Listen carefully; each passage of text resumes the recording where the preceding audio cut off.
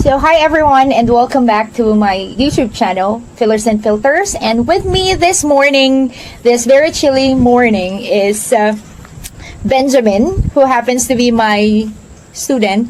Yep. Yeah, back in college at a state university where he finished his BSED major in English.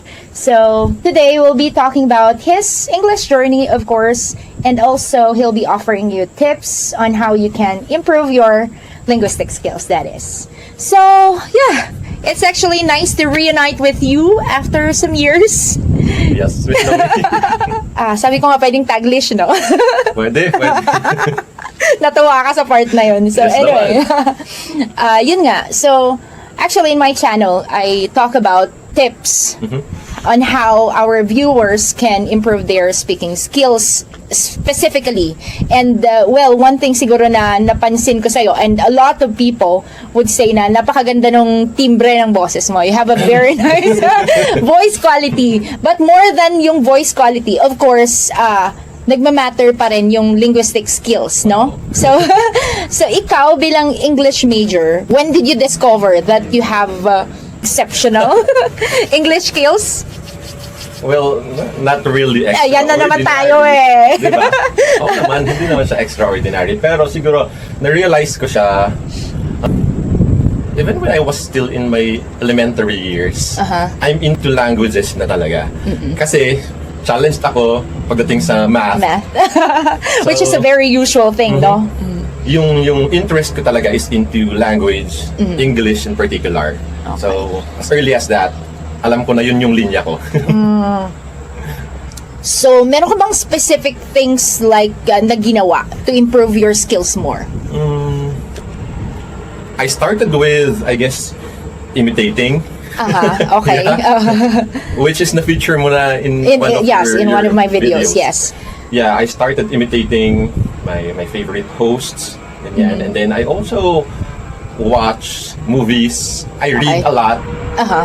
Not really a lot, pero yung... But definitely you read, no? Yeah. Oo. Kasi I think more than anything, yung reading talaga improves your vocabulary. Now, once you have a very rich vocabulary, it wouldn't be hard for you to speak spontaneously. Kasi nga, parang it comes to you automatically kung ano yung words na gagamitin mo, kung how would you construct your sentences. Kasi nga, familiar ka na dun sa mga words or, you know, in English na pwede mong gamitin. And it's easier for you to rephrase yourself kung sa tingin mo hindi malinaw yung pagka-phrase mo nung sentence the first time. So yeah, I think yun nga, yung imitation, reading, and at the same time, yun din panunood ng movies or listening to music. And sa akin, in fact, I also think na I started with reading because my mom used to buy us yung mga children's books, and at the same time, nakikita ko kasi siya na nagbabasa talaga. So that's also one thing for parents. If you really wanted to encourage your kids to read, kailangang makita nila sa inyo na nagbabasa rin kayo. Yes. Because, well, of course, kids imitate what they see. So you've been teaching at the public high school, no? For how many years now? Almost 6 years now. Almost 6 years. So parang wait lang, parang naramdaman ko yung ang tanda ko na. So you were my student, hindi naman exactly student, you were my student writer, no? For 2011, I guess. 2009 to 2012. Oh, okay. So ganun katagal. Okay, ganun katagal. So yes, so you've been teaching for 6 years. Ano yung usual na nakikita mong weaknesses ng estudyante?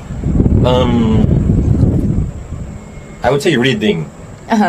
And then their interest. I don't know, but most of them are not into like reading nowadays. Or kung nagbabasa man sila, they're more on tawag doon. Wattpad. Yeah, Wattpad.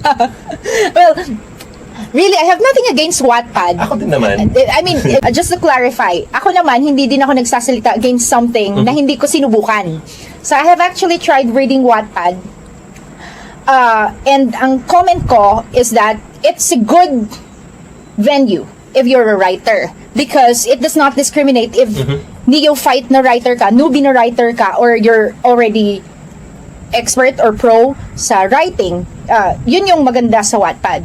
But, kung ikaw ay isang reader who is still struggling with your grammar, who is still struggling with your spelling, and Wattpad yung pangunahing binabasa mo, or yun lang yung binabasa mo for that matter, what happens is that you tend to absorb kung ano yung mga lapses or errors na nababasa mo. So, kung sa akin, since I am already confident, well, we are English teachers, so I can say now, our competence when it comes to English is medyo intact at medyo okay naman na. It's okay to read Wattpad kasi napipinpoint namin kung ano yung mali at ano yung tama. But if you are trying to learn English, that is, hindi magandang source yung Wattpad. So just to clarify, I have nothing against Wattpad. In fact, I encourage my students to expose themselves sa Wattpad, pero sana may other options din sila. Huwag nang mag-concentrate sa Wattpad lang. Kasi nga, just like what you pointed out earlier, eventually, mai-imbibe kasi nila yung mga mistakes doon. Kung yun lang yung choice nila. Yeah.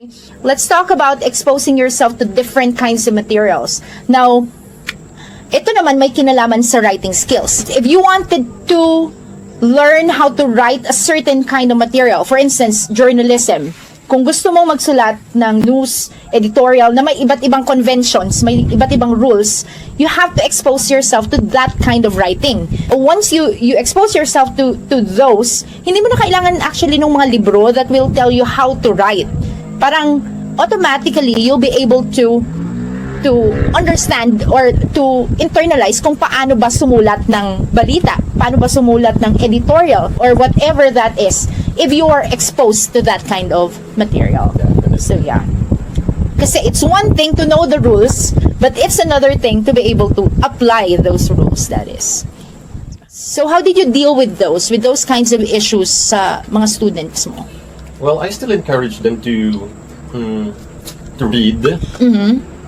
Ang ginagawa ko na lang is that I select articles or reading materials na short. Shorter. Hindi ko na sila binibigyan ng lengthy ones kasi sa hindi interest nila. Hindi din nila babasahin.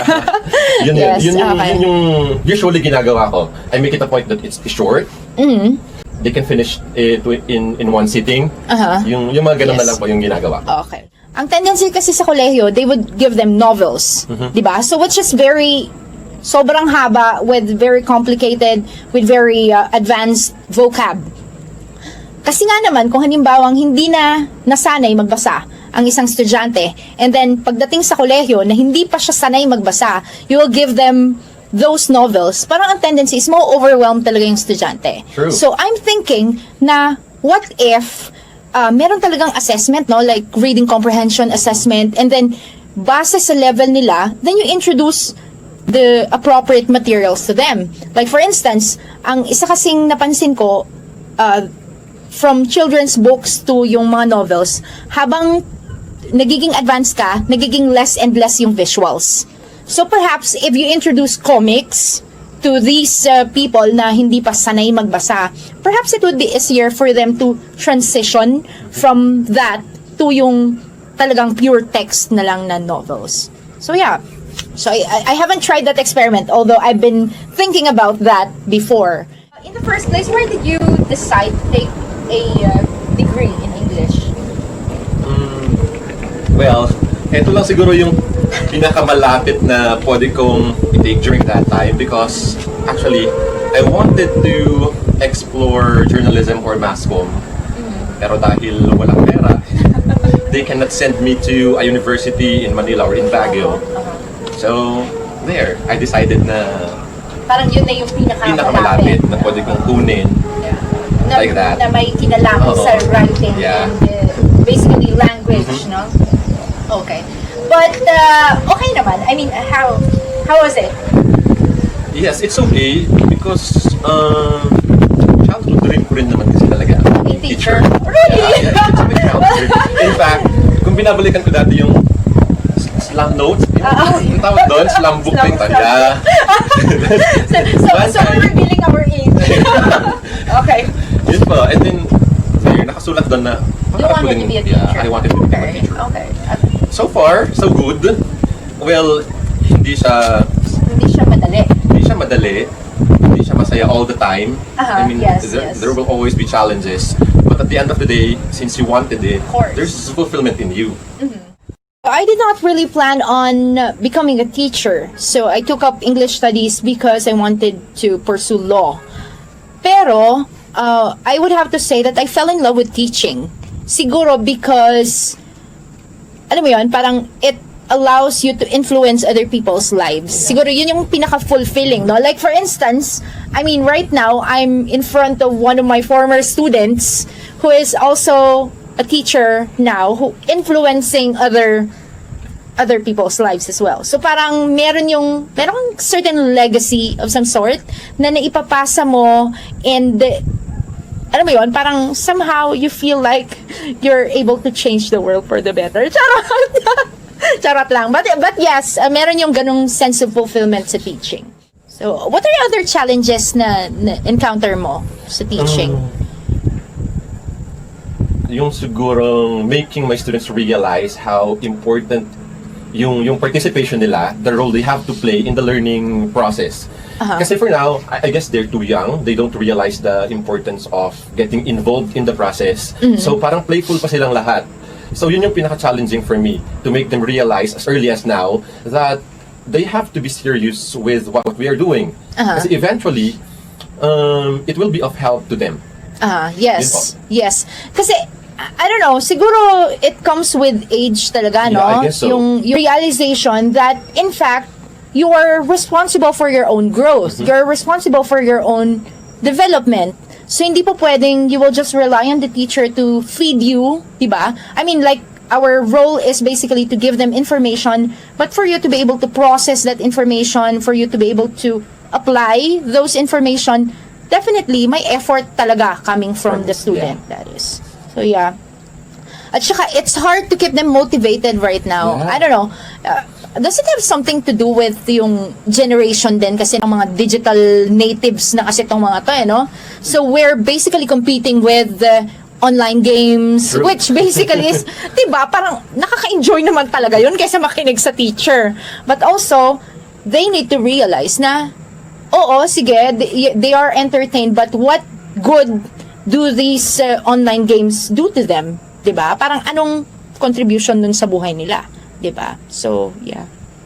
Yes, ma'am. Kaya nga, at one point, naisip ko siguro na since they are into mobile gaming, something like that, i-gamify yung instruction. Talaga? Yes. In fact, I tapped one of my former students to develop a game for me. Well, I conceptualized everything, and then siya dun sa technical side. Like okay, that. so how did it go? Hindi pa namin siya na-try, though we're done with the game. Hindi namin siya na-try kasi nga, walang face-to-face for now. And then, hindi ko rin naman mapatry ngayon kasi nga, they have so many things to do naman. I mean, my students have a lot of things to do. So, eventually, siguro, matatry din namin siya. Yeah, but that's a very good idea to infuse entertainment into the learning process, because that's how they operate, diba? Parang yun yung gusto nila eh. Yeah, that's exactly my point. Kaya, kinonceptualize ko sa they're into gaming, so might as well take advantage of it. To teach them. Okay. So ano naman yung content basically nung game? It's actually on modal verbs. Okay. Kasi one of our lessons in English 10, grade 10, is on modal verbs. And then there will be challenges that they have to accomplish by finding the correct modal verbs. Okay. So, it is of different levels. Ganyan. So, ganon. And so, parang eventually, they're playing, and then eventually, they're learning. Yes. They cannot accomplish that specific task without them finding the correct answer. Yes. So, pag nag-level up sila, ano namang mangyayari? May points May doon. points, okay. Yeah, may point system siya. And then eventually, yung points na ma-earn nila, magiging points nila yon sa klase ko. Okay. That's cool. Yeah. That's really cool. So, anong pangalan ng game, by the way? The Rule Breaker. It's called the Rule Breaker. Okay. Yeah. Okay. So, ito bang, to ay actually current courier, no? Tama? Si Emman. Si Emman. Okay. Hello, Emman. Alright. Hi, Emman. That's actually a nice idea.